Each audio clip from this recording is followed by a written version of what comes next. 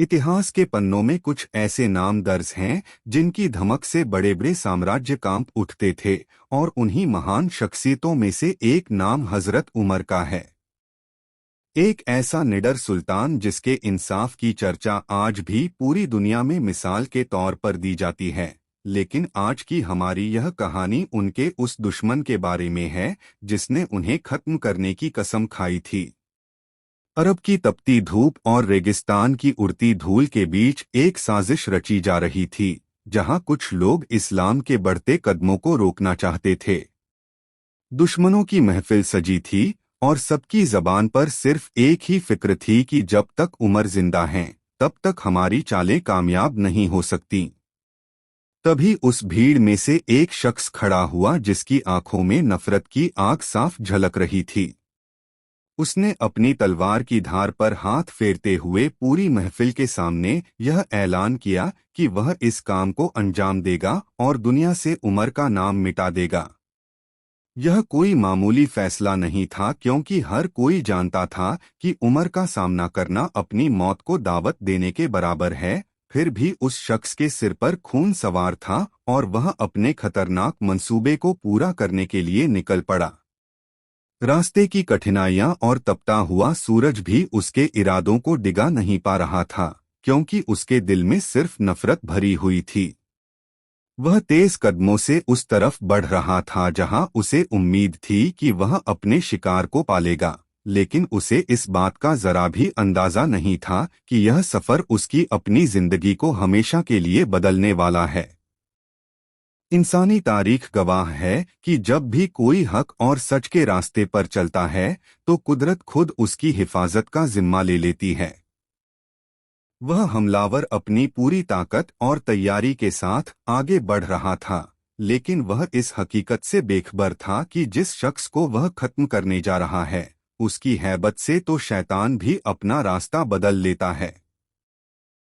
जैसे जैसे वह करीब पहुंच रहा था, उसके दिल की धड़कनें तेज हो रही थीं और हाथ तलवार की मूठ पर मजबूती से टिके थे। अब मंजर कुछ ऐसा था कि एक तरफ नफरत की आग थी और दूसरी तरफ वो अजीम शख्सियत जिसके कदमों की आहट से जमीन थरथराती थी।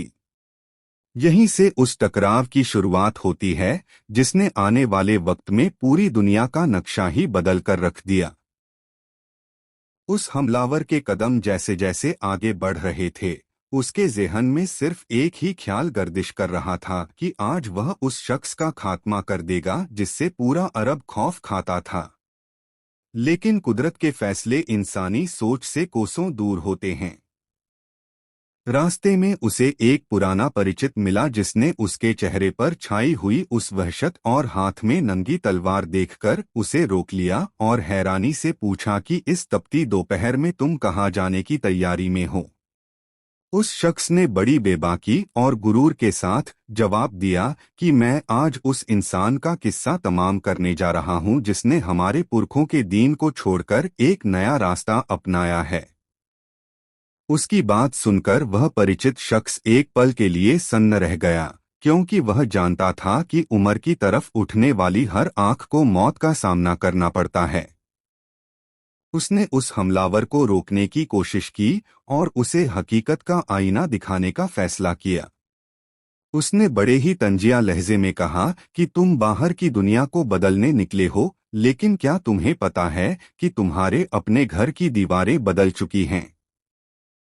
यह सुनकर वह हमलावर ठिठक गया और उसके माथे पर बल पड़ गए। उसने गुस्से में पूछा कि तुम क्या कहना चाहते हो, साफ साफ बताओ। उस शख्स ने बताया कि तुम्हारी अपनी बहन और तुम्हारे बहनोई ने वही रास्ता चुन लिया है जिसे मिटाने के लिए तुम आज अपनी तलवार लेकर सड़कों पर घूम रहे हो। यह खबर उस हमलावर के लिए किसी बिजली गिरने से कम नहीं थी। उसका खून खौलने लगा और नफरत का जो लावा वह हजरत उमर के लिए लेकर निकला था, वह अब उसके अपने ही परिवार की तरफ मुड़ गया। उसे अपनी कानों पर यकीन नहीं हो रहा था कि उसके अपने खून ने उसके साथ गद्दारी की है। उसने फौरन अपना रुख बदला और उमर की तलाश छोड़कर अपनी बहन के घर की तरफ दौड़ पड़ा ताकि इस बात की तस्दीक कर सके।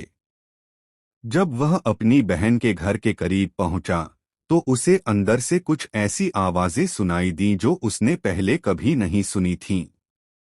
वह कोई आम कलाम नहीं था, बल्कि उसमें एक अजीब सी कशिश और रूहानी सुकून था जिसने एक पल के लिए उसके बढ़ते कदमों को जकड़ लिया। लेकिन नफरत और गुस्से की पट्टी उसकी आंखों पर बंधी थी, इसलिए उसने दरवाजा जोर से खटखटाया। अंदर मौजूद लोगों को जैसे ही एहसास हुआ कि बाहर कौन है, वहां एक खामोशी छा गई। बहन ने जैसे ही दरवाजा खोला, उसने अपनी बहन के चेहरे पर वह खौफ नहीं देखा जो वह देखना चाहता था, बल्कि वहां एक अलग ही नूर और इत्मीनान था। उस हमलावर ने बिना कुछ सोचे समझे अपनी बहन से सवाल किया कि तुम लोग अंदर क्या पढ़ रहे थे। उसकी आवाज में दहाड़ थी और इरादों में सख्ती। उसे लग रहा था कि वह डरा धमका कर उन्हें वापस अपने पुराने रास्ते पर ले आएगा, लेकिन उसे नहीं पता था कि ईमान की जड़ें कितनी गहरी हो चुकी थीं। उस हमलावर का गुस्सा सातवें आसमान पर था और उसने चीखते हुए अपनी बहन से दोबारा वही सवाल दोहराया। उसकी बहन ने बड़ी बहादुरी से जवाब दिया कि हम उस खुदा की इबादत कर रहे हैं जो पूरी कायनात का मालिक है। यह सुनते ही उस शख्स के सब्र का पैमाना छलक गया और उसने आव देखा नताव अपनी बहन पर हाथ उठा दिया। उसने अपनी बहन को इतनी जोर से मारा कि उनके चेहरे से खून बहने लगा, लेकिन उस बहादुर खातून के चेहरे पर शिकन तक न आई। खून की वह बूंदें जब जमीन पर गिरी तो एक अजीब सा सन्नाटा छा गया। उसकी बहन ने जख्मी हालत में भी बड़े फख्र से कहा कि तुम चाहे हमें मार डालो या हमारे टुकड़े कर दो, लेकिन अब यह सच हमारे दिलों से नहीं निकल सकता। अपनी बहन के चेहरे पर यह अटूट विश्वास और हिम्मत देखकर उस जालिम शख्स के अंदर कहीं न कहीं एक हलचल पैदा हुई। उसने सोचा कि आखिर उस कलाम में ऐसी क्या ताकत है जो एक कमजोर औरत को इतना निडर बना सकती है। उसका गुस्सा धीरे धीरे ठिठक रहा था और उसकी जगह अब एक बेचैन जिज्ञासा ले रही थी।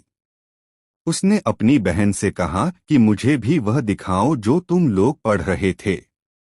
उसकी बहन को डर था कि कहीं वह उस पवित्र लिखे हुए कागज की बेअदबी न कर दे, इसलिए उन्होंने शर्त रखी कि पहले तुम खुद को पाक साफ करो, तभी तुम इसे हाथ लगा सकते हो।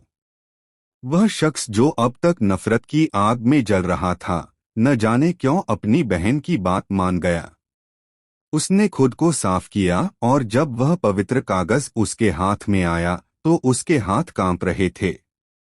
उसने जैसे ही पढ़ना शुरू किया, उसकी रूह कांप उठी।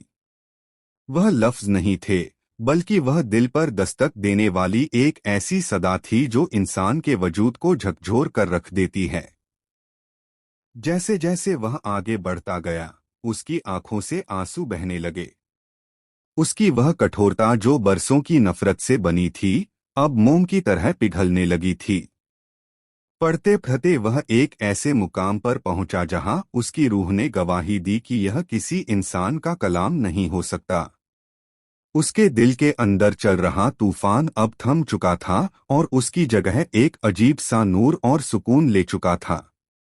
उसने अपनी बहन और बहनोई की तरफ देखा और धीमी आवाज में पूछा कि मुझे उस महान हस्ती के पास ले चलो जिनके पास यह पैगाम आया है। अब उसकी तलवार म्यान में थी और गुरूर खाक में मिल चुका था। वही शख्स जो कुछ देर पहले कत्ल के इरादे से निकला था, अब एक याचक की तरह खड़ा था। उसकी तब्दीली ने घर के अंदर मौजूद लोगों को भी हैरान कर दिया। उन्हें यकीन नहीं हो रहा था कि इतना सख्त मिजाज इंसान इतनी जल्दी नरम पड़ सकता है। लेकिन यह सच था कि हक की आवाज जब दिल में उतरती है तो वह बड़े बड़े पहाड़ों जैसे घमंड को भी रेजा रेजा कर देती है। अब उसका अगला पड़ाव वह जगह थी जहां से उसे अपनी जिंदगी की नई राह मिलनी थी। उस शख्स ने अपनी बहन के घर से निकलते ही सीधे उस जगह का रुख किया जहां वह महान हस्ती अपने साथियों के साथ मौजूद थी। अब उसके चलने का अंदाज बदल चुका था। अब उसकी चाल में वह पुराना अहंकार नहीं था, बल्कि एक ऐसी तड़प थी जैसे कोई प्यासा सदियों से पानी की तलाश में भटक रहा हो।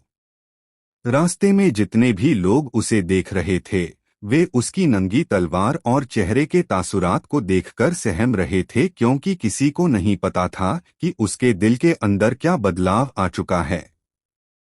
जब वह उस मकान के करीब पहुंचा जहां महफिल जमी थी, तो उसने जोर से दरवाजा खटखटाया। अंदर मौजूद लोगों ने जब दरार से बाहर झांका तो सबके चेहरे पर चिंता की लकीरें उभर आईं। उन्होंने देखा कि बाहर वही शख्स खड़ा है जो अपनी बहादुरी और गुस्से के लिए पूरे अरब में मशहूर था, और उसके हाथ में तलवार अब भी मौजूद थी। अंदर मौजूद साथियों ने एक दूसरे की तरफ देखा और खतरे को भांपते हुए अपनी तलवारें संभाल ली ताकि किसी भी हमले का मुकाबला किया जा सके। तभी अंदर से एक बहुत ही निडर और ताकतवर शख्सियत ने बुलंद आवाज में कहा कि दरवाजा खोल दो। उन्होंने कहा कि अगर यह शख्स नेक इरादे से आया है तो हम इसका इस्तकबाल करेंगे, और अगर इसके इरादे बुरे हैं तो हम इसकी तलवार से इसी का सर कलम कर देंगे। यह सुनकर साथियों ने हिम्मत जुटाई और दरवाजा खोल दिया।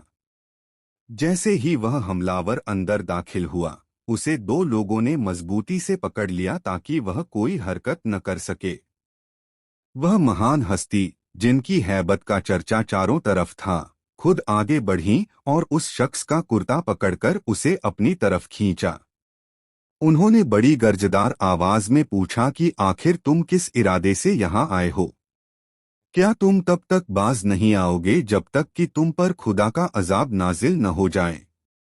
उस महान हस्ती की आंखों में इतना रूहानी रब्ब और जलाल था कि वह शख्स जो कभी किसी के सामने नहीं झुका था, उसके घुटने अपने आप जमीन पर टिक गए। उसने कांपती हुई आवाज में जवाब दिया कि मैं यहाँ लड़ने या कत्ल करने नहीं आया हूँ, बल्कि मैं तो उस सच्चाई को अपनाने आया हूँ जिसे अब तक मैं अपनी नासमझी की वजह से ठुकराता रहा। उसने भरी आंखों से उस महान हस्ती के चेहरे की तरफ देखा और दरख्वास्त की कि उसे भी उसी रास्ते पर चलने की इजाजत दी जाए जिस पर चलकर इंसान को कामयाबी मिलती है। यह सुनते ही वहां मौजूद तमाम लोगों के चेहरों पर खुशी की लहर दौड़ गई। वहां मौजूद लोगों ने इतनी जोर से तकबीर का नारा बुलंद किया कि उसकी गूंज पूरे इलाके में सुनाई दी। लोगों को यकीन नहीं हो रहा था कि जिस शख्स के इस्लाम लाने की दुआएं मांगी जा रही थीं, वह खुद चलकर यहां तक आ पहुंचा है। उस दिन उस मकान की दीवारों ने एक ऐसी गवाही दी जिसने तारीख का रुख मोड़ दिया। नफरत का वह पहाड़ अब ईमान के समंदर में डूब चुका था और एक नए युग की शुरुआत हो रही थी जहां वह शख्स अब इस्लाम की सबसे बड़ी ढाल बनने वाला था। ईमान लाने के बाद उस शख्स के दिल की दुनिया पूरी तरह बदल चुकी थी, लेकिन उसके मिजाज की सख्ती अब भी कायम थी, बस अब उसका रुख बदल गया था। उसने बड़ी संजीदगी के साथ पूछा कि जब हम हक और सच पर हैं, तो फिर हम अपनी इबादत छुपकर क्यों करते हैं? उसने जोर देकर कहा कि अब वक्त आ गया है कि दुनिया को पता चले कि खुदा का पैगाम क्या है। उसकी इस दलील में इतनी कशिश थी कि वहां मौजूद तमाम लोगों के अंदर एक नया जोश और वलवला पैदा हो गया। वह शख्स अब खामोश बैठने वालों में से नहीं था। उसने फैसला किया कि वह सबसे पहले उस इंसान के पास जाएगा जो इस्लाम का सबसे बड़ा दुश्मन समझा जाता था। वह सीधा उसके घर पहुंचा और दरवाजा खटखटाया। जब वह दुश्मन बाहर आया तो उसे उम्मीद थी कि यह शख्स कोई अच्छी खबर लाया होगा, लेकिन जैसे ही उसने सुना कि उमर ने अपना रास्ता बदल लिया है और अब वह इस्लाम के साए में आ चुके हैं, उस दुश्मन के पैरों तले जमीन निकल गई। उसने बिना किसी खौफ के मक्का की गलियों में घूमना शुरू किया और हर उस शख्स को ललकारा जो अब तक कमजोरों पर जुल्म कर रहा था। उसकी हैबत ऐसी थी कि जो लोग कल तक मुसलमानों का रास्ता रोकते थे, आज वे इस शख्स को देखकर गलियां बदलने लगे थे। उसने साफ ऐलान कर दिया था कि अब अगर किसी ने किसी मासूम पर हाथ उठाया तो उसे उमर की तलवार का सामना करना पड़ेगा। यह महज एक धमकी नहीं थी, बल्कि एक ऐसा सच था जिससे हर कोई वाकिफ था। उनकी मौजूदगी ने बिखरे हुए और डरे हुए लोगों को एक छत के नीचे जमा कर दिया। अब तक जो लोग घरों के कोनों में छुपकर खुदा को याद करते थे, वे अब सीना तानकर बाहर निकलने लगे थे। मक्का के बड़े बड़े सरदार परेशान थे कि एक ही शख्स के आने से पूरा माहौल कैसे बदल गया। वे जानते थे कि उमर का इस्लाम लाना उनके जुल्म के साम्राज्य के अंत की शुरुआत है। उस दिन के बाद से इस्लाम को एक नई ताकत और पहचान मिली। इतिहास गवाह है कि हक की राह में खड़ा होने वाला एक अकेला इंसान भी अगर निडर हो तो वह हजारों की भीड़ पर भारी पड़ता है। उन्होंने साफ कह दिया था कि जो अपनी बीवी को बेवा और बच्चों को यतीम देखना चाहता है, वह आए और मेरा रास्ता रोक ले। मक्का की वादियों ने पहली बार किसी शख्स की इतनी दहाड़ सुनी थी। दुश्मनों के हौसले पस्त हो चुके थे और वे समझ गए थे कि अब इस चिराग को बुझाना नामुमकिन है, क्योंकि इसकी हिफाजत अब उमर जैसे जांबाज कर रहे थे। सूरज ढल रहा था, लेकिन एक नई सुबह की उम्मीद हर तरफ फैल चुकी थी। वही मक्का जहां कल तक बात बात पर कत्लोगारत होती थी, आज वहां एक अजब सा सन्नाटा और खौफ उन लोगों के दिलों में था जो बुराई के साथ थे। उमर के कदम अब मस्जिद की तरफ बढ़ रहे थे, जहां वे खुलकर अपने रब के सामने झुकने वाले थे। यह मंजर देखकर अपनों के हौसले बुलंद हुए और परायों के दिल दहल गए, क्योंकि अब जमाने ने देख लिया था कि हक का सिपाही कैसा होता है। मक्का की गलियों में उस समय सन्नाटा था, लेकिन यह अमन का नहीं बल्कि डर और बेचैनी का सन्नाटा था। हजरत उमर रज़ियल्लाहु अन्हु के इस्लाम लाने के बाद हालात बदल चुके थे। जो लोग पहले मुसलमानों पर जुल्म करते थे, अब उनके दिलों में खौफ बैठ गया था। उन्हें समझ आ गया था कि उमर अब वही शख्स नहीं रहे जो पहले उनके साथ था, बल्कि अब वह हक और इंसाफ के सबसे बड़े सहारे बन चुके हैं। काबे के पास जहां पहले बुत परस्ती का शोर होता था, अब तौहीद की आवाज धीरे धीरे फैलने लगी थी। हजरत उमर ने फैसला किया कि अब वह छुपकर नहीं बल्कि खुले आम इबादत करेंगे। वह काबे के सहन में पहुंचे और कुरैश के सरदारों के सामने मजबूती से खड़े हो गए। उनकी आंखों में सख्ती और जलाल था, लेकिन उसके पीछे ईमान की ताकत थी। उन्होंने साफ कहा कि अब मक्का में अल्लाह के सिवा किसी की इबादत बर्दाश्त नहीं होगी। यह सुनकर जालिमों के चेहरे उतर गए, लेकिन किसी में हिम्मत नहीं थी कि उनके सामने बोले। कमजोर मुसलमान जो अब तक डर के कारण छुपे हुए थे, अब हिम्मत करने लगे। हजरत उमर की बहादुरी ने उनके दिलों में नई जान डाल दी। वे भी खुलकर इबादत करने लगे और इस्लाम को मजबूती मिलने लगी। दुश्मनों ने जब देखा कि ताकत से उमर को नहीं रोका जा सकता, तो उन्होंने साजिशें शुरू कर दीं। रातों को बैठकर योजनाएं बनाईं, लेकिन हजरत उमर हर चाल को समझ लेते थे और मुसलमानों की हिफाजत करते थे। उनकी शख्सियत का रोब ऐसा था कि लोग रास्ता छोड़ देते थे। एक बार उन्होंने खुले आम हिजरत का ऐलान किया, लेकिन किसी की हिम्मत नहीं हुई कि उन्हें रोक सके। वक्त के साथ उनकी बहादुरी और इंसाफ के किस्से फैलने लगे। उन्होंने न सिर्फ इस्लाम को ताकत दी बल्कि उम्मत को एक मजबूत आधार भी दिया। वह सिर्फ बहादुर ही नहीं बल्कि एक ऐसे रहनुमा थे जो रातों को भी अपनी रियाया का हाल जानने निकलते थे। जब मुसलमानों को मक्का से मदीना हिजरत करने का हुक्म मिला, तो उस वक्त भी हजरत उमर का अंदाज दुनिया के तमाम लोगों से जुदा और निराला था। जहां बाकी लोग दुश्मनों के डर से रात के अंधेरे में चुपके चुपके छुपकर निकल रहे थे, वहीं उमर ने अपनी तलवार कंधे पर रखी, अपना तीरकमान संभाला और सीधे काबे के सहन में जा पहुंचे। वहां कुरैश के बड़े बड़े सरदार अपनी महफिलें सजाकर बैठे थे और मुसलमानों के खिलाफ साजिशें कर रहे थे। उन्होंने बिना किसी झिझक के काबे का तवाफ किया और फिर उन सरदारों के सामने जाकर खड़े हो गए। उनकी आवाज में वह गरज थी जिससे पहाड़ भी दहल जाएं। उन्होंने गरज कर कहा कि मैं आज यहाँ से हिजरत कर रहा हूँ और मदीना जा रहा हूँ। तुम में से जो शख्स यह चाहता हो कि उसकी माँ उसके गम में रोए या उसकी बीवी बेवा हो जाए और उसके बच्चे यतीम हो जाएं, तो वह इस घाटी के पीछे आकर मेरा रास्ता रोक कर देख ले। यह कोई मामूली चुनौती नहीं थी, बल्कि एक ऐसी ललकार थी जिसने मक्का के उन मगरूर सरदारों के खून सुखा दिए थे। किसी में इतनी हिम्मत नहीं हुई कि वह खड़ा होकर उनका रास्ता रोकता या उनके सामने जुबान भी खोल पाता। वे सब नीची नजरें किए चुपचाप बैठे रहे और देखते ही देखते उमर अपनी पूरी शान और निडरता के साथ उनकी आंखों के सामने से गुजर गए।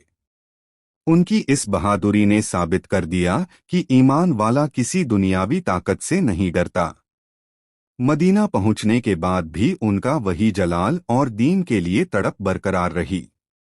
वे हर मोर्चे पर सबसे आगे रहते और दुश्मनों के लिए एक ढाल की तरह खड़े हो जाते।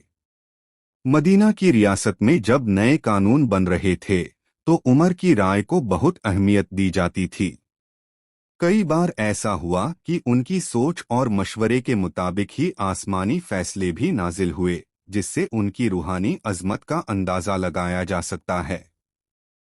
एक बार का वाकया है कि मदीना में पानी की किल्लत हो गई और लोगों को काफी परेशानी का सामना करना पड़ रहा था। उस वक्त भी उमर ने अपनी तरफ से जो बन पड़ा वह किया और लोगों की तकलीफ दूर करने के लिए दिन रात एक कर दिए। वे सिर्फ एक बहादुर सिपाही ही नहीं थे, बल्कि उनके दिल में गरीब और मजबूर लोगों के लिए बहुत ज्यादा दर्द और हमदर्दी छुपी हुई थी। उनका गुस्सा सिर्फ जालिमों के लिए था, जबकि कमजोरों के लिए वे साये की तरह थे। उनकी जिंदगी का यह दौर सिखाता है कि ताकत का सही इस्तेमाल कैसे किया जाता है। उन्होंने कभी अपनी ताकत का इस्तेमाल अपनी जात के लिए नहीं किया, बल्कि हमेशा मजलूमों को हक दिलाने और हक की आवाज को बुलंद करने के लिए किया। यही वजह थी कि लोग उनसे मोहब्बत भी करते थे और उनकी हैबत से डरते भी थे। उनका हर कदम इंसानियत की भलाई और सच की जीत के लिए उठता था, जिसने आगे चलकर एक महान साम्राज्य की नींव रखी। हजरत उमर की शख्सियत का एक और पहलू उनकी बेमिसाल सादगी थी, जिसने बड़े बड़े बादशाहों को हैरान कर दिया। जब वे मुसलमानों के दूसरे खलीफा बने, तो उनके पास आधी से ज्यादा दुनिया की हुकूमत थी, लेकिन उनके रहने का अंदाज किसी फकीर से कम न था। एक बार का वाकया है कि रूम और ईरान के बड़े सफीर उनसे मिलने आए ताकि देख सकें कि इतनी बड़ी सल्तनत का मालिक किस महल में रहता है। जब वे मदीना पहुंचे, तो उन्होंने लोगों से पूछा कि तुम्हारे बादशाह का महल कहाँ है। लोगों ने जवाब दिया कि हमारा कोई बादशाह नहीं है, बल्कि हमारा एक अमीर है जो इस वक्त शहर से बाहर कहीं होगा। वे सफीर हैरान रह गए और उनकी तलाश में निकल पड़े। काफी ढूंढने के बाद उन्होंने देखा कि एक शख्स भरी दोपहर में तपती हुई जमीन पर अपने हाथ का तकिया बनाए एक दरख्त के साये में सो रहा है। उन सफीरों को यकीन नहीं आया कि फटे हुए और पैबंद लगे हुए लिबास में लेटा हुआ यह साधारण सा इंसान वही उमर है जिसके नाम से कैसरो किसरा के दरबार कांपते हैं। जब हजरत उमर की आंख खुली और उन्होंने उन अजनबियों को देखा, तो उनके चेहरे पर वही पुराना जलाल था। उन सफीरों ने कांपते हुए कहा कि हमने दुनिया के बड़े बड़े सुल्तानों को देखा है, लेकिन ऐसा रौब और ऐसी सादगी आज तक कहीं नहीं देखी। यही वह दौर था जब इंसाफ का बोलबाला इस कदर बढ़ा कि कोई भी जालिम किसी कमजोर पर हाथ उठाने की हिम्मत नहीं कर सकता था। उमर अक्सर रात के अंधेरे में वेश बदलकर गलियों में घूमते थे ताकि अपनी आंखों से देख सकें कि उनकी रियाया में कोई भूखा तो नहीं सो रहा। वे कहते थे कि अगर दजला के किनारे कोई कुत्ता भी प्यासा मर गया, तो उसका हिसाब भी रोज़े महशर उमर से लिया जाएगा। एक रात जब वे गश्त पर थे, तो उन्होंने एक घर से बच्चों के रोने की आवाज सुनी। पास जाकर देखा तो एक बूढ़ी औरत चूल्हे पर पतीली चढ़ाए बैठी थी और बच्चे पास बैठे रो रहे थे। पूछने पर पता चला कि पतीली में सिर्फ पानी और कंकड़ हैं, जिसे वह औरत बच्चों को बहलाने के लिए हिला रही थी ताकि वे सो जाएं। यह सुनकर उमर का दिल भर आया और वे फौरन सरकारी खजाने की तरफ भागे। उन्होंने अपने कंधे पर आटे की बोरी और घी का डब्बा उठाया। जब उनके गुलाम ने कहा कि अमीर उल मोमिनीन, यह बोरी मुझे दे दीजिए, तो उमर ने ऐतिहासिक जवाब दिया। उन्होंने कहा कि क्या कयामत के दिन तुम मेरा बोझ उठाओगे? वे खुद उस बोरी को लेकर उस औरत के घर पहुंचे, अपने हाथों से खाना तैयार किया, और जब तक बच्चों ने पेट भरकर खाना नहीं खा लिया और वे मुस्कुराने नहीं लगे, उमर वहां से वापस नहीं आए।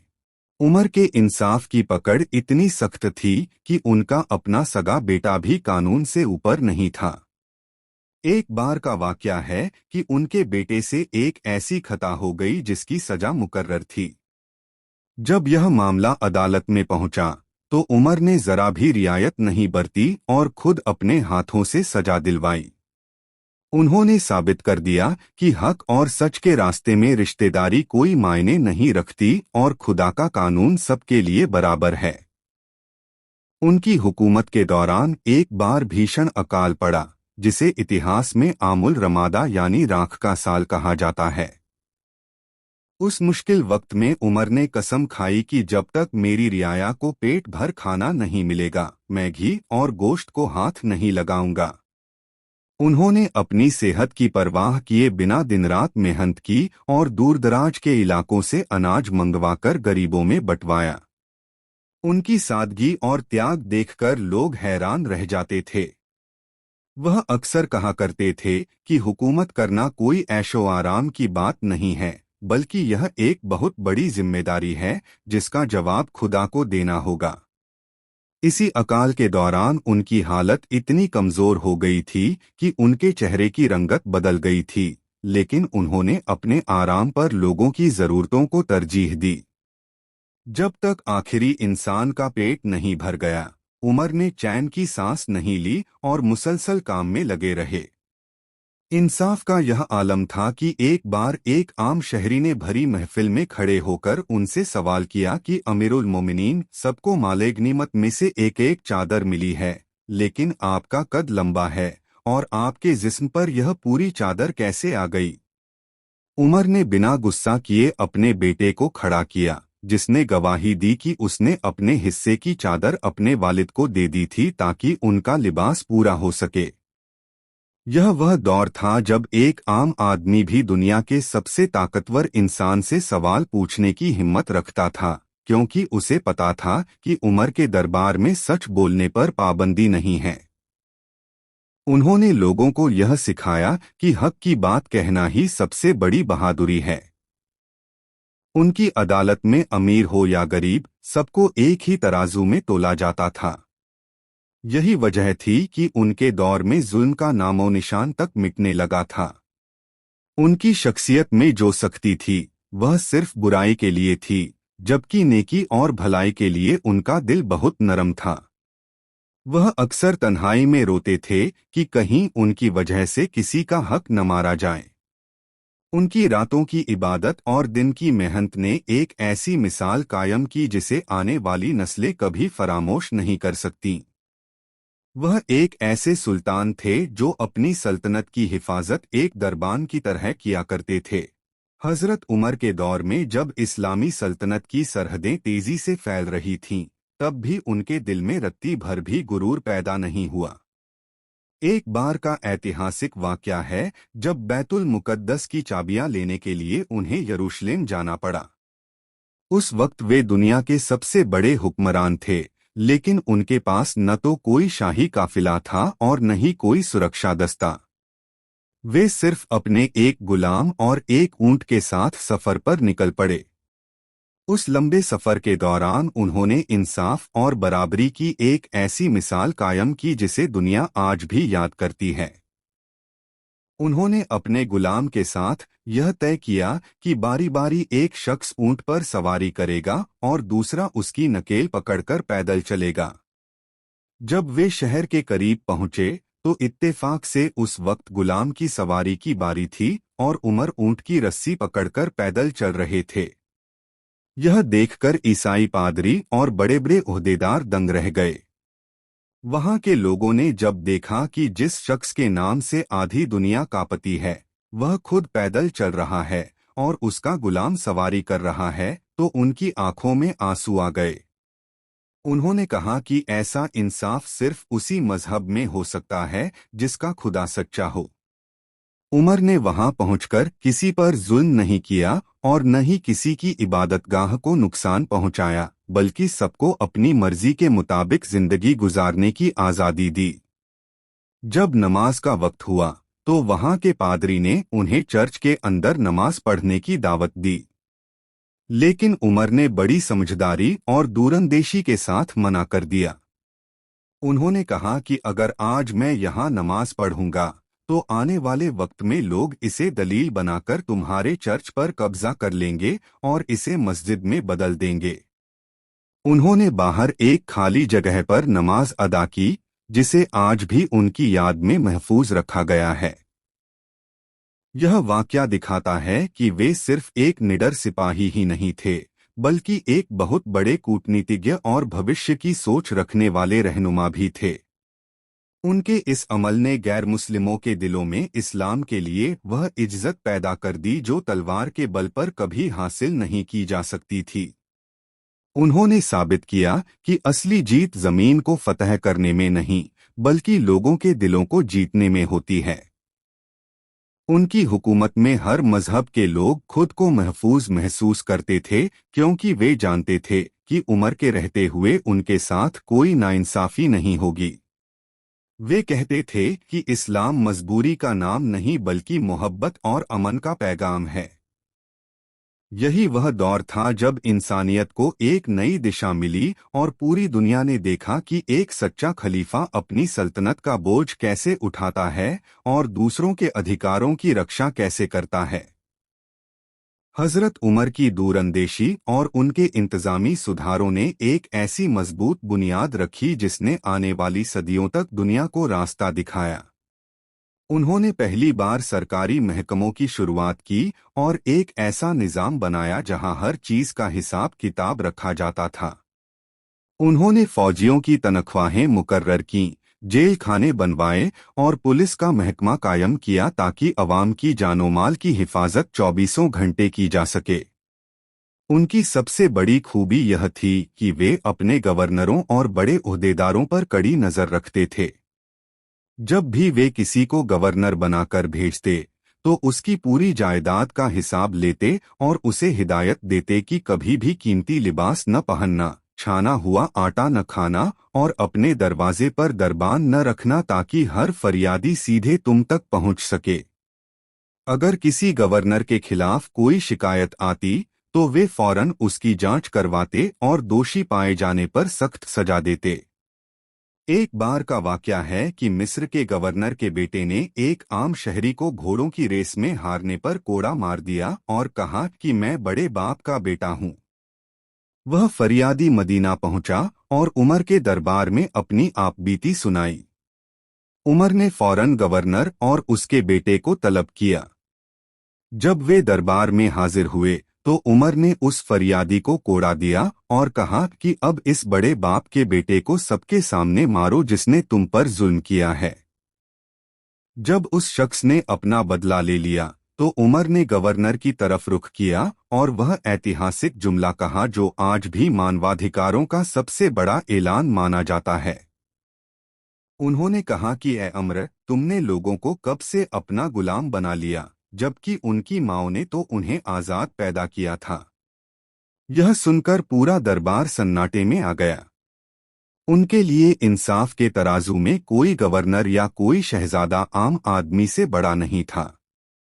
वे अक्सर कहा करते थे कि हुकूमत एक अमानत है और इसका सही इस्तेमाल ही खुदा की खुशनुदी का जरिया है। उन्होंने नहरें खुदवाईं ताकि किसानों को पानी मिल सके और सड़कों के किनारे सराय बनवाईं ताकि मुसाफिरों को कोई तकलीफ न हो।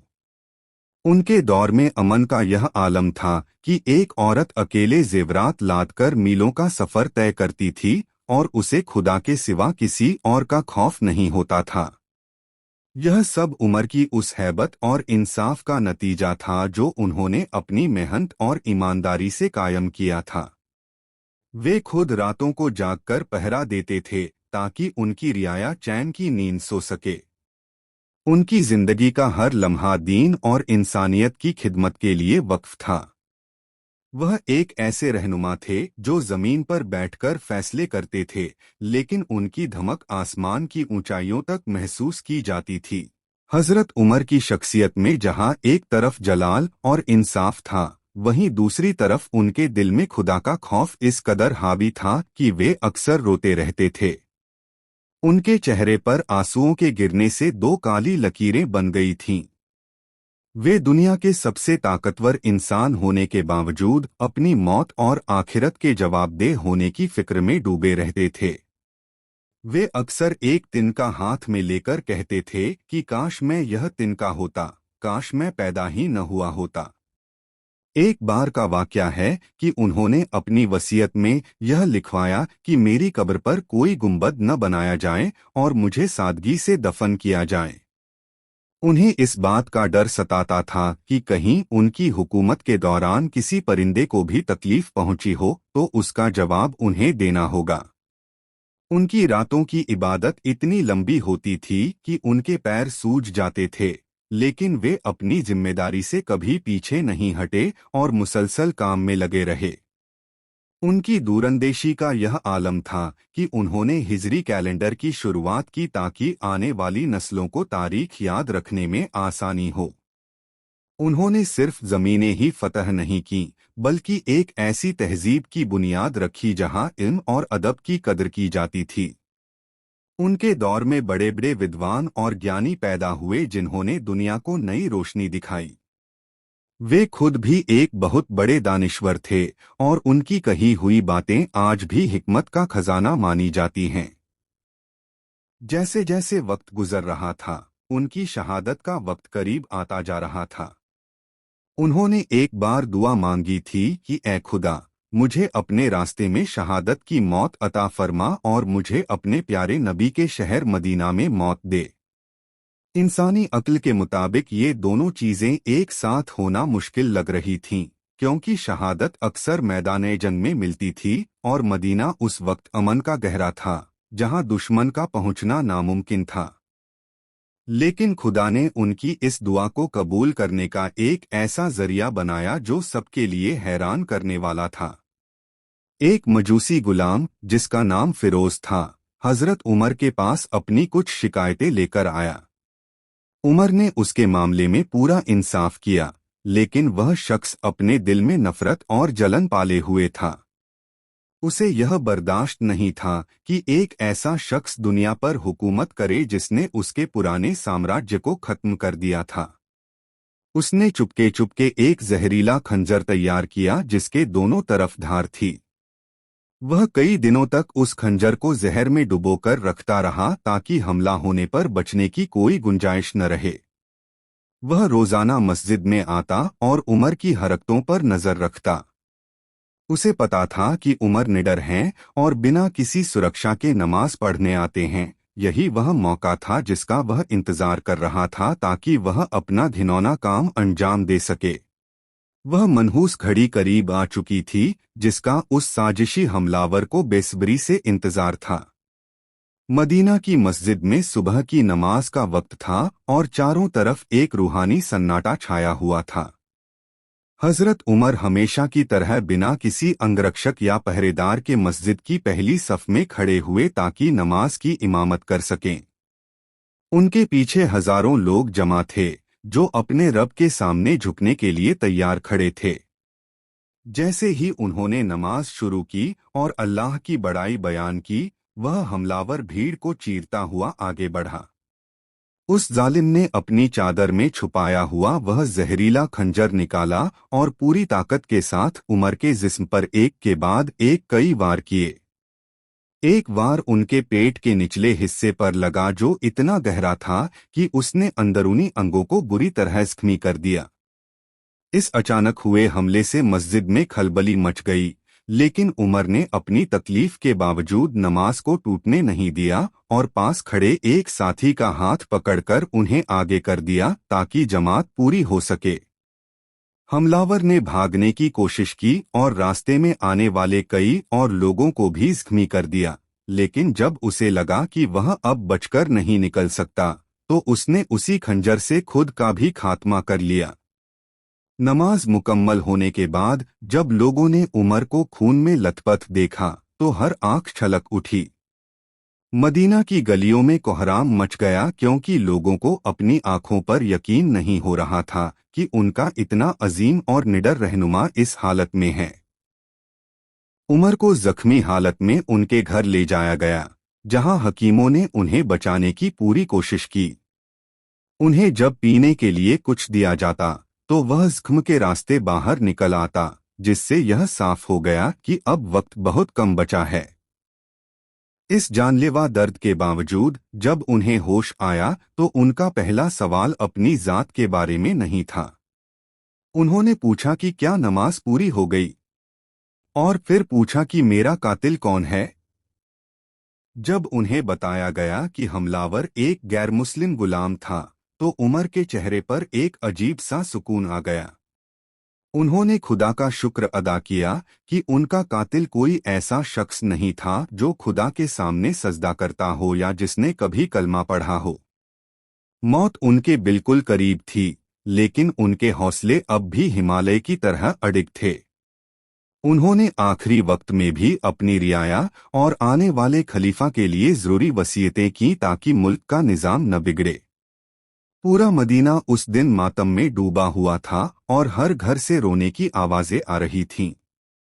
वह शख्स जिसने आधी दुनिया को इंसाफ के धागे में पिरोया था अब अपनी आखिरी सांसें गिन रहा था। उनके बेटे और करीबी साथी पास बैठे आंसू बहा रहे थे, लेकिन उमर उन्हें सब्र की ताकीद कर रहे थे। उनकी शहादत की खबर जैसे जैसे फैल रही थी, दुश्मनों के दिलों में खुशी और चाहने वालों के दिलों में एक गहरा ग़म भर रहा था जिसे कभी नहीं भरा जा सकता था। हजरत उमर की हालत पल पल बिगड़ रही थी और सबकी आंखें इस गम में भीगी हुई थीं कि अब इंसाफ का वह सूरज डूबने वाला है जिसने पूरी दुनिया को रोशन किया था।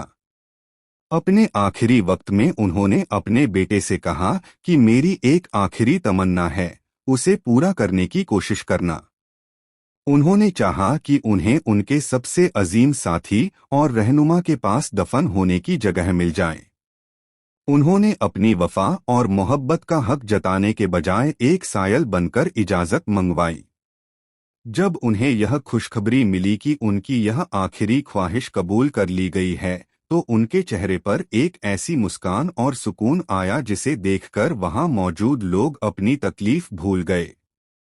उन्होंने वसीयत की कि मुझे ले जाते वक्त एक बार फिर इजाजत मांगना, अगर जरा भी हिचकिचाहट महसूस हो तो मुझे आम कब्रिस्तान में दफन कर देना। उनकी सादगी का यह आलम आखिरी सांस तक बरकरार रहा कि उन्होंने खुद को कभी आम इंसान से ऊपर नहीं समझा।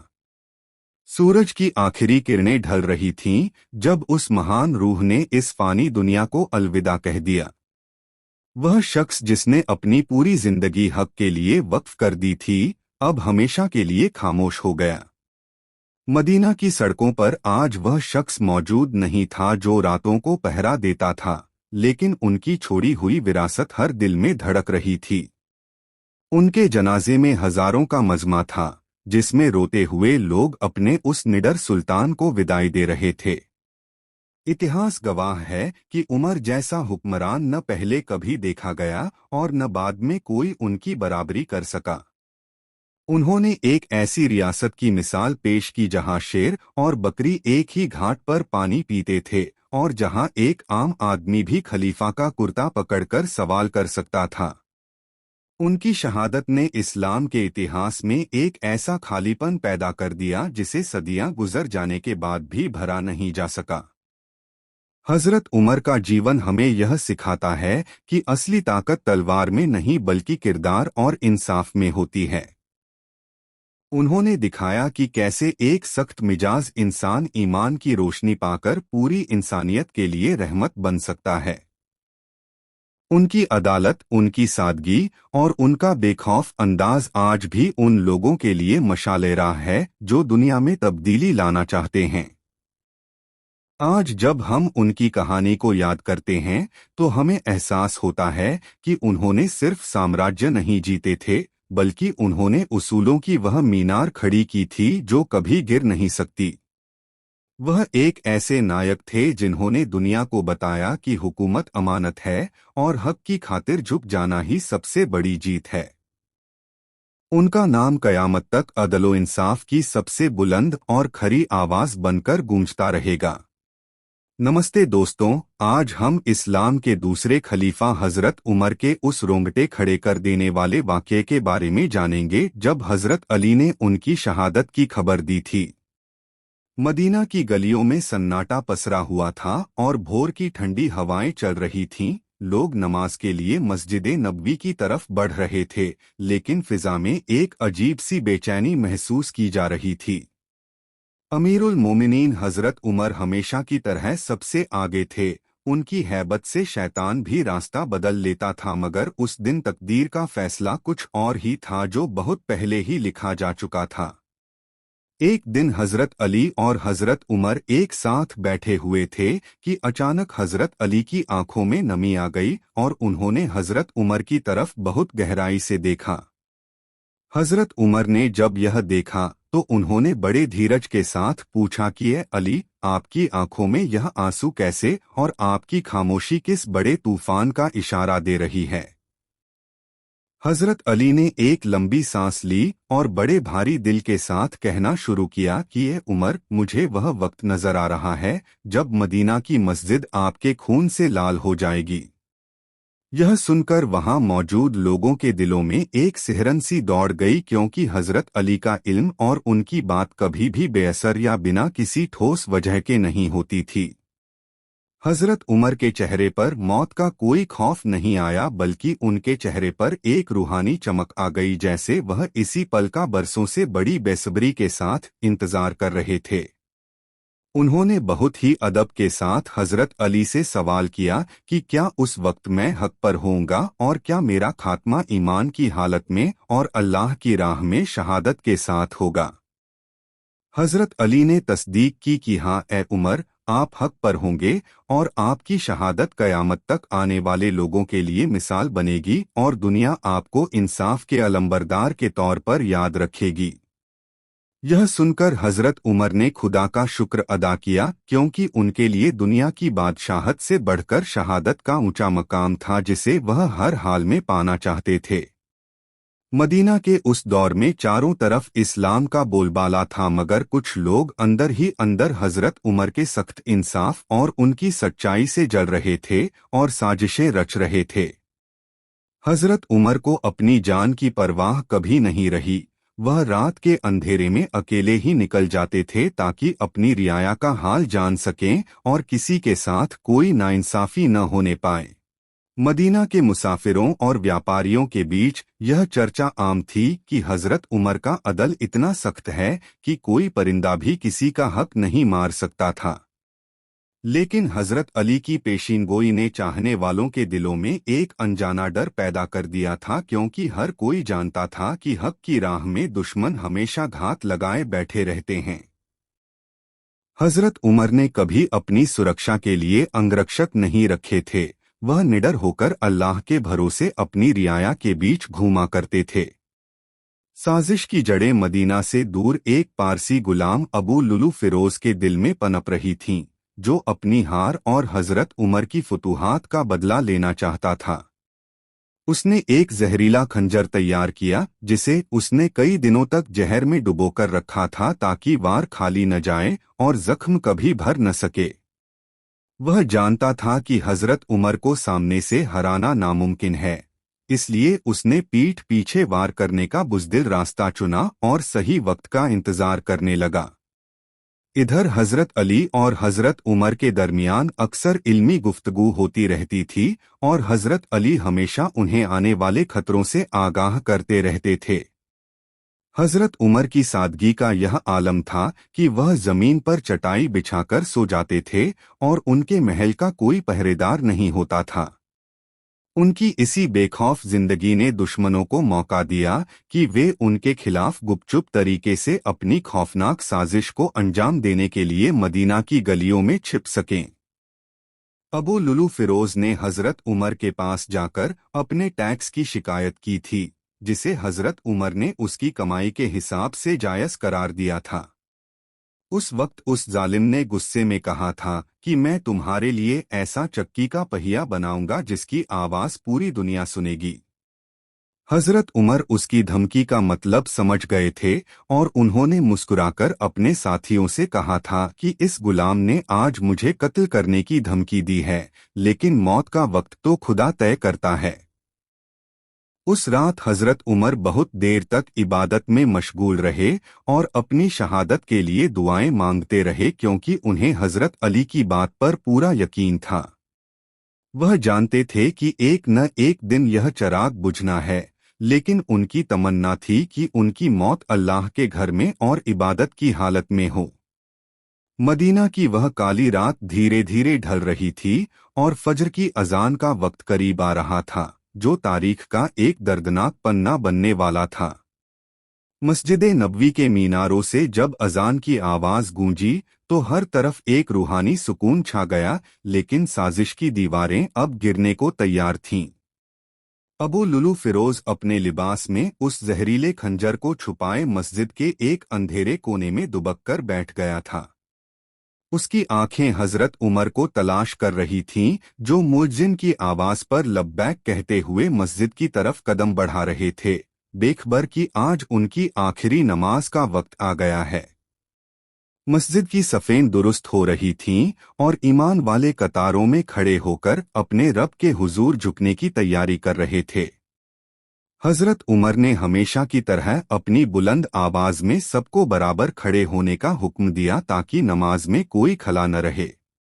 अंधेरा अभी पूरी तरह छंटा नहीं था और चिरागों की मध्यम रोशनी में चेहरों को पहचानना मुश्किल था। इसी धुंधलके का फायदा उठाकर कातिल अपनी जगह बदल रहा था। जैसे ही हजरत उमर ने नमाज शुरू की और अपनी किरात पढ़ना शुरू की, मस्जिद के माहौल पर एक अजीब सी हैबत तारी हो गई। उनकी आवाज में वही पुरानी कशिश थी जो दिलों को झकझोर देती थी, मगर आज उस आवाज में एक विदाई का दर्द भी छुपा हुआ था। पहली सफ में खड़ा वह जालिम अबू लुलू फिरोज अचानक बिजली की तेजी से आगे बढ़ा और उसने अपनी आस्तीन से वह दोधारी जहरीला खंजर निकाल लिया। इससे पहले कि कोई कुछ समझ पाता या उन्हें बचाने के लिए आगे बढ़ता, उस बदकिस्मत शख्स ने हजरत उमर के कंधे और कमर पर ताबड़तोड़ 6 वार किए। एक गहरा जख्म उनकी नाभि के नीचे लगा, जिसने उन्हें पूरी तरह निढाल कर दिया और वह खून से लथपथ होकर वहीं गिर पड़े। मस्जिद की पाकीज़ा जमीन हजरत उमर के खून से सुर्ख होने लगी और नमाज की कतारों में एक खलबली मच गई, क्योंकि किसी ने सोचा भी नहीं था कि ऐसा जुल्म होगा। कातिल इतना पागल हो चुका था कि उसने भागने की कोशिश में अपने रास्ते में आने वाले हर शख्स पर वार करना शुरू कर दिया। उसने मस्जिद के अंदर ही लगभग 13 और लोगों को जख्मी कर दिया, जिनमें से 7 लोग उसी वक्त अपनी जान से हाथ धो बैठे। मंजर इतना खौफनाक था कि लोग नमाज छोड़कर कातिल को पकड़ने के लिए दौड़े, लेकिन वह किसी जंगली जानवर की तरह सबको घायल करता हुआ बाहर निकलने की फिराक में था। हजरत उमर जमीन पर गिरे हुए थे, लेकिन उनकी जुबान पर सिर्फ अल्लाह का जिक्र था और उन्हें अपनी फिक्र से ज्यादा नमाज की फिक्र सता रही थी। उन्होंने अपना हाथ आगे बढ़ाया और हजरत अब्दुर्रहमान बिन औफ को पकड़कर मुसल्ले की तरफ धकेला, ताकि नमाज अधूरी न रहे और अल्लाह का हक अदा हो सके। खुद मरणासन्न हालत में होने के बावजूद उनका जज्बा यह था कि बंदे और खुदा के दरमियान का रिश्ता किसी भी सूरत में टूटना नहीं चाहिए। हजरत अब्दुर्रहमान बिन औफ ने रोती हुई आवाज में बहुत छोटी सूरतों के साथ नमाज मुकम्मल की, क्योंकि हर तरफ चीख पुकार मची हुई थी। नमाज खत्म होते ही लोग दीवानों की तरह अपने महबूब खलीफा की तरफ लपके, जिनका सफेद लिबास अब पूरी तरह खून से रंग चुका था। उधर कातिल को जब चारों तरफ से घेर लिया गया और उसे लगा कि अब वह बच नहीं पाएगा, तो उसने उसी जहरीले खंजर से खुद का भी गला काट लिया और अपनी खौफनाक साजिश के साथ खुद भी खत्म हो गया। मस्जिद के फर्श पर खून का सैलाब उमड़ आया था और सहाबा के दिलों में गम का तूफान उठ रहा था, क्योंकि उनका निडर रहनुमा जख्मों से चूर था। हजरत उमर को जब उठाकर उनके घर ले जाया जाने लगा तो उनकी आंखें बंद थीं और चेहरा पीला पड़ चुका था, लेकिन होठों पर अभी भी खुदा का शुक्र था। मदीना की गलियों में यह खबर आग की तरह फैल गई कि अमीरुल मोमिनीन पर हमला हो गया है और हर घर में मातम का माहौल पैदा हो गया। लोग पागलों की तरह उनके घर के बाहर जमा होने लगे और हर कोई बस यही दुआ कर रहा था कि काश यह खबर झूठी निकल आए। हजरत अली जब वहां पहुंचे तो उनके चेहरे पर वही गमगीन भाव थे जो उन्होंने अपनी पेशिनगोई के वक्त जाहिर किए थे। उन्हें पता था कि जुदाई का वक्त करीब है। उन्होंने आगे बढ़कर हजरत उमर का हाल देखा और उनकी आंखों से आंसू जारी हो गए, क्योंकि वह जानते थे कि इस्लाम का एक मजबूत सुतून गिरने वाला है। हजरत उमर को जब होश आया तो उन्होंने सबसे पहला सवाल यह पूछा कि क्या नमाज पूरी हो गई है और मेरा कातिल कौन था। जब उन्हें बताया गया कि हमला करने वाला कोई मुसलमान नहीं बल्कि एक मजूसी गुलाम था, तो उनके चेहरे पर एक इत्मीनान की लहर दौड़ गई। उन्होंने अल्लाह का लाख लाख शुक्र अदा किया कि उनकी मौत किसी ऐसे शख्स के हाथों नहीं हुई जिसने कभी अल्लाह के सामने अपना सर झुकाया हो या कलमा पढ़ा हो। हकीमों को बुलाया गया और उन्हें तरह तरह की दवाइयां दी जाने लगीं ताकि बहते हुए खून को किसी तरह रोका जा सके और घाव भर सकें। एक हकीम ने उन्हें खजूर का शरबत पिलाया, लेकिन वह उनके जख्म के रास्ते बाहर निकल आया। फिर उन्हें दूध पिलाया गया तो वह भी बाहर आ गया। यह देखकर वहां मौजूद लोगों की चीखें निकल गईं, क्योंकि यह साफ इशारा था कि अब बचने की कोई उम्मीद बाकी नहीं रही है और आखिरी वक्त आ चुका है। हजरत उमर ने अपने बेटे हजरत अब्दुल्ला को अपने करीब बुलाया और उनसे कहा कि मेरा सिर अपनी गोद से हटाकर जमीन पर रख दो। वह चाहते थे कि उनका चेहरा खाक पर हो ताकि अल्लाह उनकी बेबसी पर रहम फरमाए और उन्हें अपने दरबार में जगह दे। उनकी सादगी और आजिजी का यह आलम उस वक्त भी बरकरार था जब वह मौत और जिंदगी की कशमकश में जूझ रहे थे और उनकी रूह निकलने को बेताब थी। घर के अंदर सहाबा का हुजूम था और हर कोई हजरत उमर के आखिरी वसीयत और नसीहत को सुनने के लिए कान लगाए बैठा था ताकि उन्हें याद रखा जा सके। हजरत अली पास ही खड़े थे और हजरत उमर की तरफ देख रहे थे, जिन्हें अब अपनी शहादत का यकीन हो गया था और वह खुश थे। उनके चेहरे का नूर बता रहा था कि वह उस वादे की तरफ बढ़ रहे हैं जो अल्लाह ने सच्चे मोमिनों से किया है और जिसका जिक्र हजरत अली ने किया था। हजरत उमर ने अपने बेटे अब्दुल्ला बिन उमर से कहा कि सबसे पहले मुझ पर जो कर्ज है उसका हिसाब करो और मेरी जायदाद बेचकर उसे फौरन चुका दो। उन्होंने ताकीद की कि अगर मेरी जायदाद कम पड़ जाए तो मेरे खानदान वालों से मदद लेना, लेकिन खुदा के पास जाने से पहले मुझे इस बोझ से आज़ाद कर देना।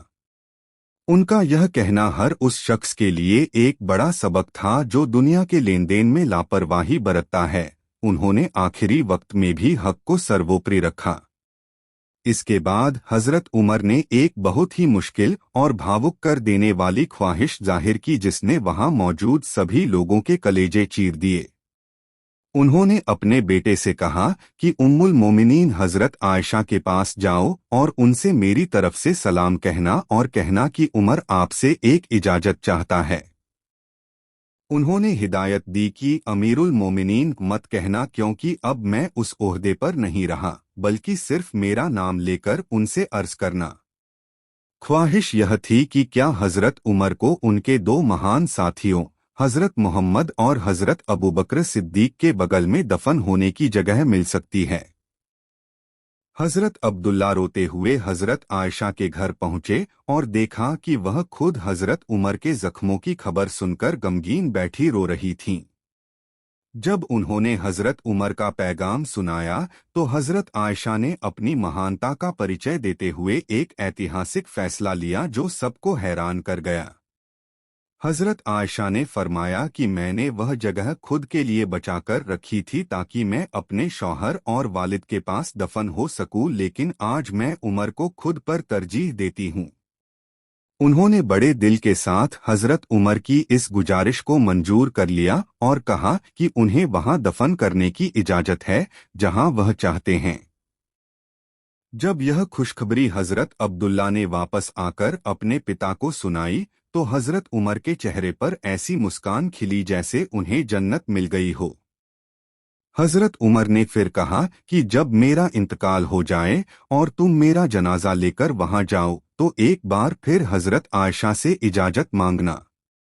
उन्होंने कहा कि मुमकिन है उन्होंने अभी शर्म या दुख के मारे हाँ कह दिया हो, इसलिए जनाजा घर के बाहर रखना और दोबारा पूछना।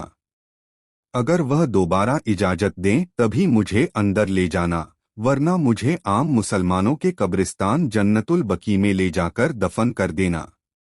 अंतिम समय में भी उनकी सावधानी और दूसरों के अधिकारों के प्रति सम्मान का यह स्तर देखकर हजरत अली और अन्य सहाबा दंग रह गए।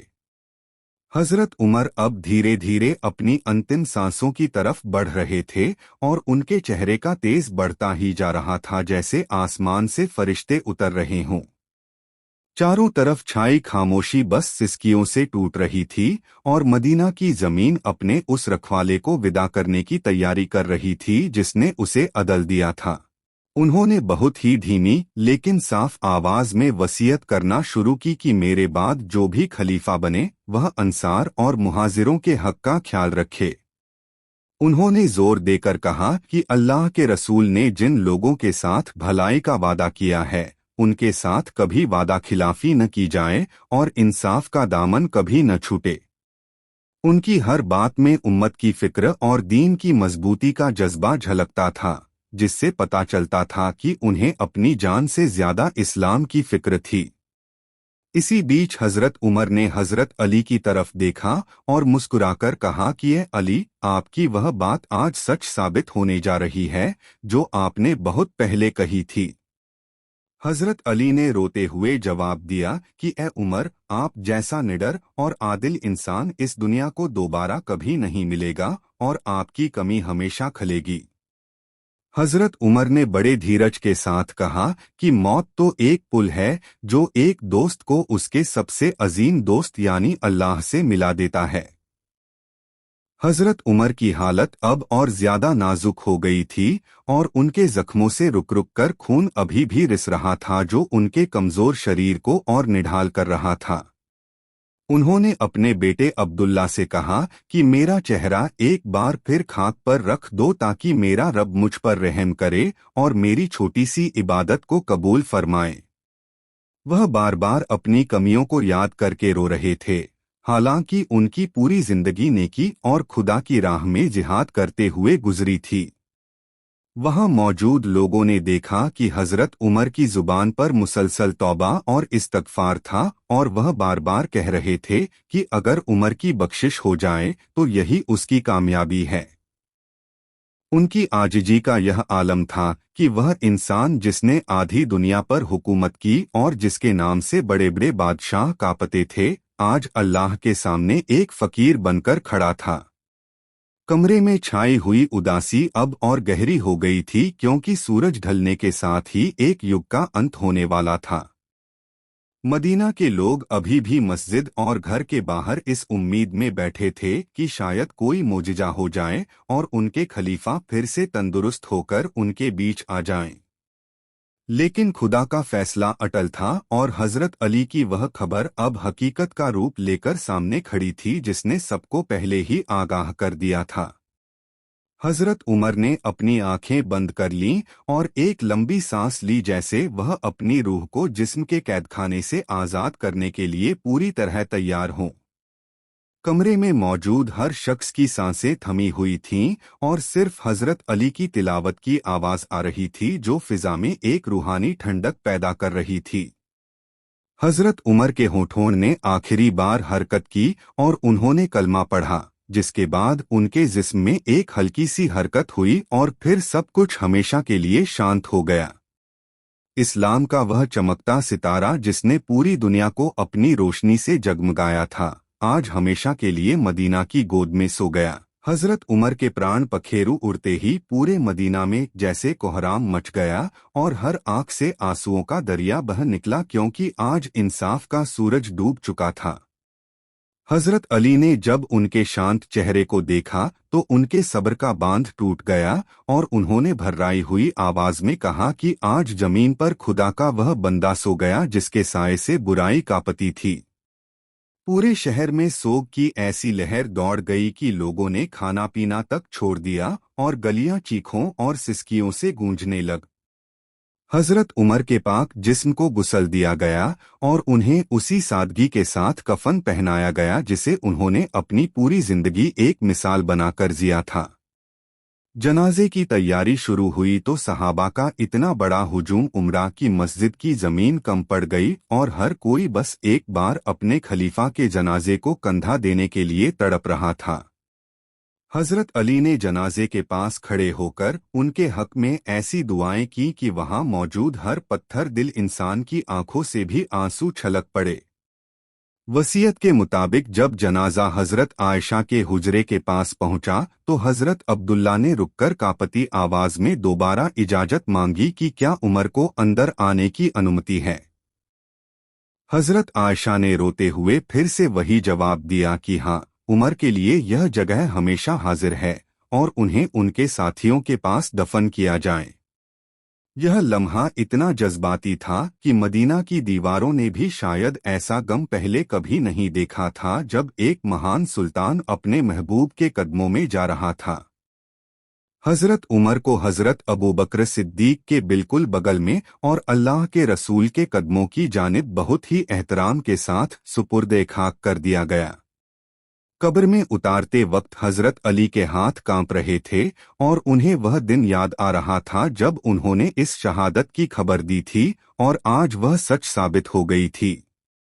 मिट्टी डाले जाते वक्त हर शख्स के दिल पर जैसे पहाड़ टूट रहा था, क्योंकि अब उमर की वह गरजदार आवाज और उनका बेमिसाल इंसाफ सिर्फ यादों का हिस्सा रह गया था।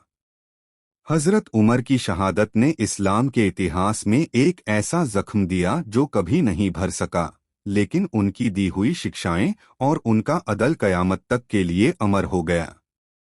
हजरत अली अक्सर उनकी कब्र के पास जाकर बैठते और उनकी बहादुरी के किस्से सुनाते ताकि आने वाली नस्लें जान सकें कि एक सच्चा हुक्मरान कैसा होता है।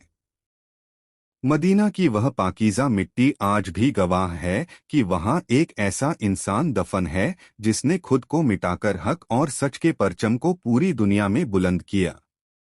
आज भी जब दुनिया इंसाफ की मिसाल ढूंढती है तो हजरत उमर का नाम सबसे पहले लिया जाता है और उनकी शहादत का यह वाक़या रूह को तड़पा देता है।